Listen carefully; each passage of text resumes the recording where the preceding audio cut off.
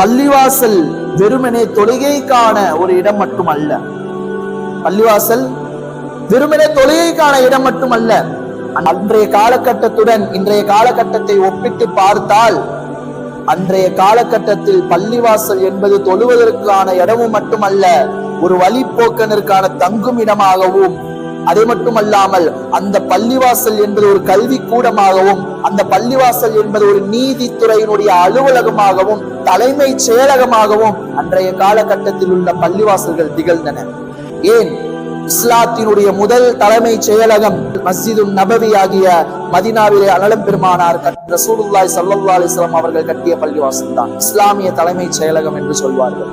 மஸ்ஜிது நபவியை தலைமை செயலகம் என்று நாம் சென்னையிலே சொல்வோம், தமிழ்நாட்டினுடைய தலைமை செயலகம் என்று சொல்வோம், இந்தியாவுடைய தலைமை செயலகத்தில் என்று டெல்லியை நாம் சொல்வோம், அதற்கென்று ஒரு தனி அலுவலகத்தை கட்டுவோம். ஆனால் இஸ்லாத்திலே தலைமை செயலகத்தினுடைய அலுவலகமாக திகழ்ந்தது பள்ளிவாசல்கள். ஆனால் இன்றைய காலகட்டத்திலே பள்ளிவாசல்கள் என்பது வெறுமனே 5 நேர தொழுகைக்கு மட்டும்தான், நோன்பு நேரத்தில் சஹருக்கும் இஃப்தாருக்குமான ஒரு இடமாக மாறிவிட்டது.